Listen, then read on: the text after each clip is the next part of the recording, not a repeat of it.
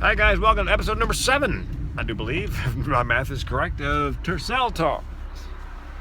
Yeah, you know, somebody asked me, are you really in the car driving? No, we have spent millions of dollars to create this amazing special effect. What do you think? Yeah, we don't have a budget. Anyway, let's see. Oh, and somebody else said to me, still no politics. Why no politics? Here on the interwebs, do we need more politics? Do we, you know the interwebs need? The interwebs need laughs and hugs. Yeah, so here comes your laugh. Next time you see me, collect your hug. Oh, speaking of laughs, and if you're in the Eugene, Springfield area, people all the time ask, when are you going to be performing? Where are you going to be performing? This Saturday, which happens to be November 19th, at the Wildish Theater, downtown Springfield, on Main in downtown Springfield. I'm the opening act and MC for what's called the Baby Boomer Comedy Show. The two baby boomers are Kent Rader and Jan McGinnis, comedian friends of mine. Very funny and clean. So 7:30, November 19th, Wildish Theater. Tickets $20. I'll be doing the MC. And we'll do some comedy Q&A afterwards and tell road stories, which I have no shortage of. Quick joke from Jan McGinnis, one of my favorites. She does a lot of workplace humor. She goes, yeah, when did Casual Friday become White Trash Wednesday? Kent Rader, the other comic, has OCD, obsessive compulsive disorder, the kind that Jack Nicholson has in As Good as It Gets, that movie. And he's a bit germ-phobic. And he makes no bones about it. As a matter of fact, he says he's the world's cleanest comedian because he has to be. It's a compulsion. Anyway, he's on a plane with his son. Son's 9 years old. They're going somewhere. And the flight attendant's going through the safety. You know the drill. And she says, if you're traveling with a child, put your mask on first, and then put the mask on the child. And his son, at 9 years old, who knows his dad has OCD, says to him, Dad, we both know that's not going to happen. And Kent goes, how do we know that's not going to happen? He goes, because you're going to be busy cleaning your mask while I pass out. Out of the mouth of babes. That's Kent Rader. So you guys will enjoy the show. Speaking of shows, for the last episode I told you the first story in the trifecta that cost me my first radio job at WRDU 106, the home of rock and roll. It was about a bank. I had a segment on my show called Too Stupid to Live. Not about people who deserve to die, about people who, when you meet them, you wonder how they've lived as long as they have. And the first one took place in the bank. The second, I got in trouble because the people I made fun of were the employees of local businesses, local sponsors businesses, and they gave the name of the business, location, person I talked to. Second one happened in a store called Harris Teeter. It's a big grocery store. It's a big southern chain. I'm guessing it's now owned by Kroger. Kroger owns everything. Anyway, I'm in the express lane, and here's my philosophy on express lanes. If you're in the express lane and the person in front of you has more than the number of items, like the 10 items mandated by the sign overhead, I believe it should be your privilege by law to decide just exactly what goes back to the shelf. And let me tell you something, I'd play hardball.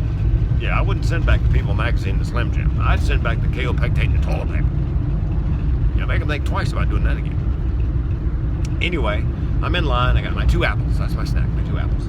And the young man working behind the cash register, I'm guessing he's 18, 19 years old. And you can tell by his attitude, he didn't care. I mean, you've seen kids like this. He didn't care about the corporate image, customer service. He's 18. I've been there. He's a guy. He wants to make enough money to buy, gas and condoms. Oh, come on. A friend of mine from back in the day in San Diego when I started comedy, Ralph Williams, had a joke. Real men don't wear condoms. They just pay child support for 18 years. Ralph Dirtbag Williams, by the way. You can imagine what his act was like.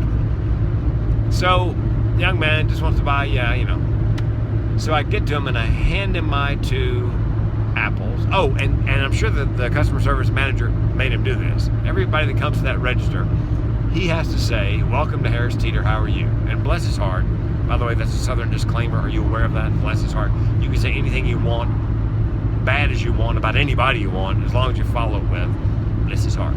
He's dumb as a bag of hammers, bless his heart. Yeah. She's ugly as homemade soap, bless her heart. She's not loose. She's just user-friendly, bless her heart. So he's going through the motion. Welcome to Harris Teeter, how are you? Boop. Welcome to Harris Teeter, how are you? boop. And by the way, I'm adding energy to the impression. The kid would have to kick it up a notch to be a slacker. He gets to me, he goes, welcome to Harris Teeter, how are you? I said, well, tell you the truth, I got a great big giant wedgie. How about you? Nothing.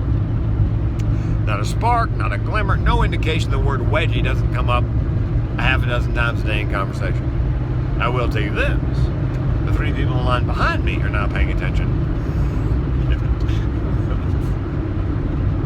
So I hand him my 2 apples, and he says this, will there be anything else?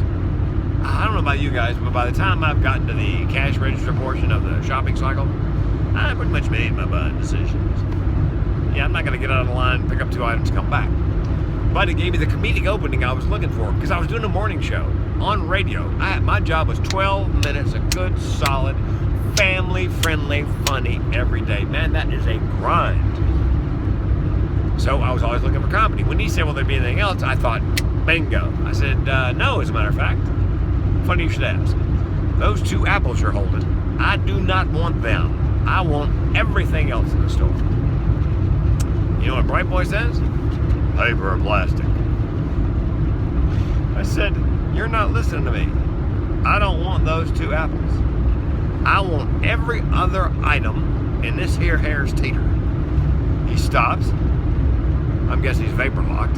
30 seconds later, he comes to and he goes, I'm sorry, sir. You see, this here lane is 10 items or less. Apparently, during the 30 seconds, he was actually counting the items in the store. When he hit 11, he knew, hell, I'm in the wrong line.